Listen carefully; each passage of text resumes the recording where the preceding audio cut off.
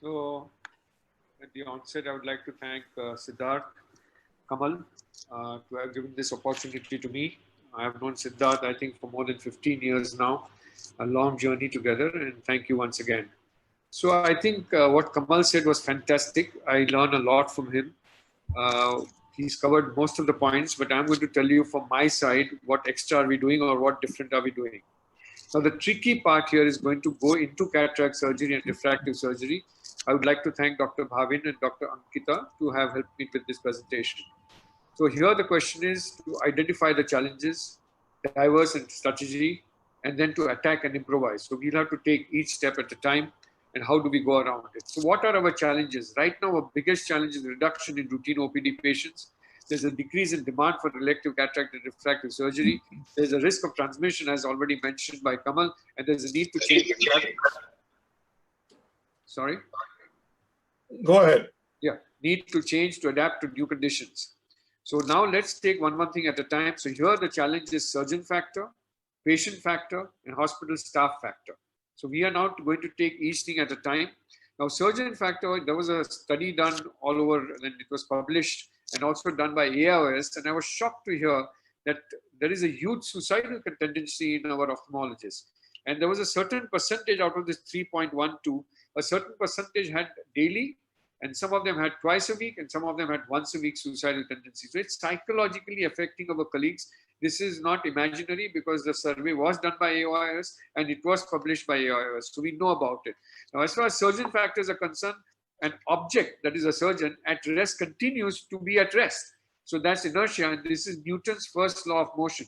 So the question here is we all get a little lethargic. In fact, I was telling somebody the other day, I've started now going to work since the 7th of May. I was not working in April. We went only 6 days. And now the question here is I've started going and I'm only working 10 to 2, so 4 hours a day, and then coming back home.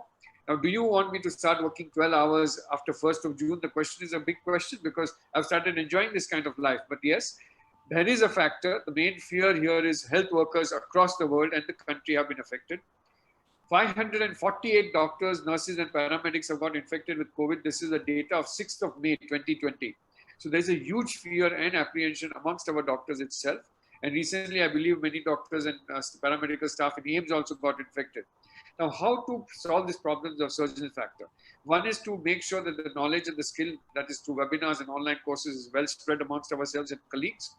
Talk to seniors and try to remember that since we are all in the same boat, what are the additional precautions we can take? Prepare yourself mentally and slow revival of practice that's going to happen. So you have to have some hobby, spend some time in that and spend some time with your family, take your professional help if needed. So this is what is necessary. Coming to patient factors, I think Kamal has covered it beautifully, but what am I going to say is the main fear that we are seeing in Mumbai is scared and fearful. Recently, I had, day before yesterday, I got a call from a 29-year-old person, had a little aberration in the eye, little subconjunctival hemorrhage. I saw a picture on WhatsApp. I told her that it's better you come and see. And all she replied was, sorry, doc, I cannot come. If I come out, I will get COVID and I will die. So this is the biggest fear that has become psychological in our patients. And all this is because of our television.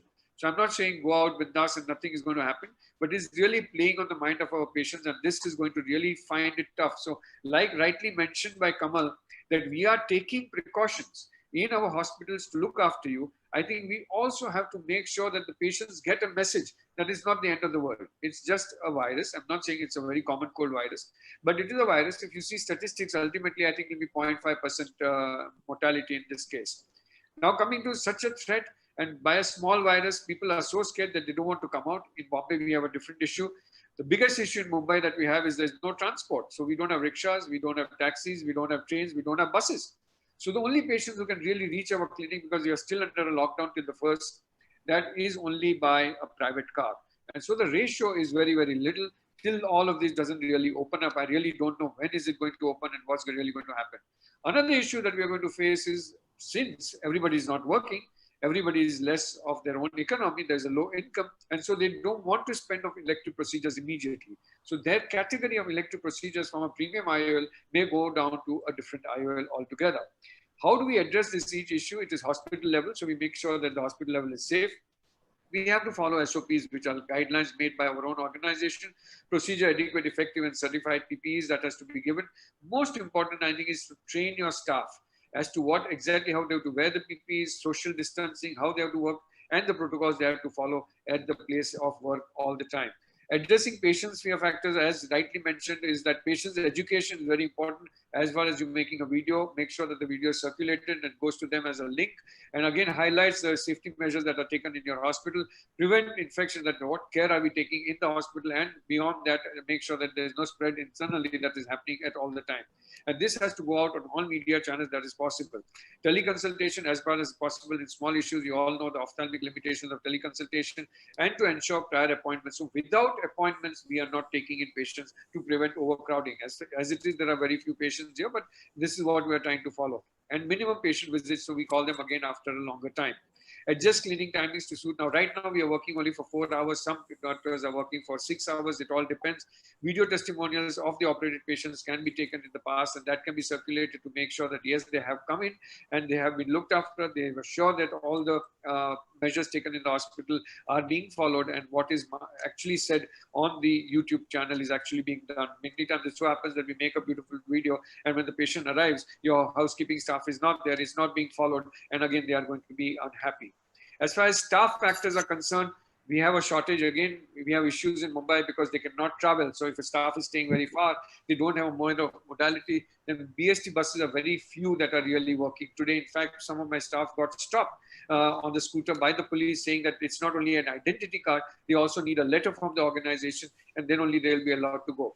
So it's problem in multifactorial, which is staff, maybe shortage, demotivation and fear because of the transfer of the virus. So we have had our staff's parents question us that what happens if they get COVID at the time of work.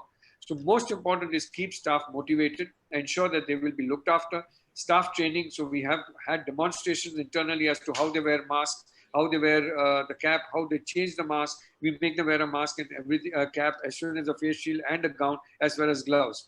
And explaining each step to them at the organization is done at the step 1. And once that is done, we organize the staff workflow, arrange the staff commute if possible, avoid laying off staff as much as possible. Up till now, we have not laid off anybody this time, and health insurance for staff if possible. OPD setup, of course, design the consent form for staff. So we have taken consent from the staff, and we also have to take consent from the patient. That tomorrow, if the patient comes to you for an OPD, then goes back home and then gets fever after 5 days, can easily blame the hospital for having got COVID. So I think we need a special consent. This was said by the AIOS committee, and they have laid down these forms at the AIOS website. Consent forms has to be given to the patient when they walk in. We check the temperature. I'm just showing you a little video. So you can see that we have started. As soon as the patient comes here, what we do is take the temperature outside the same place. They go ahead, we give them a little bit of a hand wash. They take a signature of the consent. Once that is done, the patient comes in, and then we put a cross on everywhere where they can sit. So they will not touch the door at all. We put a cross on the floor, and that's where the patient will allow to sit. We do not allow relatives inside the setup. We have a sitting capacity of only 120 people. So no relatives are allowed inside. As soon as the patient goes, there is a mopping of the floor, there is bacillus put, and continuous this happens throughout the day. Once the patient gets up, you can see that the same seat is being cleaned with bacillus that happens continuous. And once that is done, even the auto ref is cleaned at the same time before the patient, in front of the patient. Once the patient goes into the chair, we clean the chair again with the disinfectant. Once that is done, we go ahead and then take the patient in. We make sure that the slit lamp is clean. Once the slit lamp is clean, the patient is taken in and indirect or whatever procedure has to be done. So this is followed between every patient. So obviously we have only a few number of appointments that are given throughout the day, and the care is taken throughout. So this is how the whole thing happens. Now, as far as the surgical setup is concerned, now this is going to be tricky. Can we do a COVID test and a chest X-ray before? Now, Maharashtra government has come out with a law that we cannot do a COVID test before surgery. And this was yes sometime back and no sometime now. So laws keep changing, instructions keep changing depending on the availability of the test. But right now we are not allowed to do COVID tests. And I was thinking of doing an X-ray chest, but again, that's a questionable thing. But as rightly mentioned by Kamal, I think we can do an X-ray test, but COVID test is not allowed by us. A fantastic video has appeared about aerosols and cataract surgery. So I'm just going to show you about what precautions that they have advised. And this all of you can see. Only one thing I found in this setup was that this is a cornea put on an artificial chamber. I would have loved this that this test had been done on an actual eye, okay?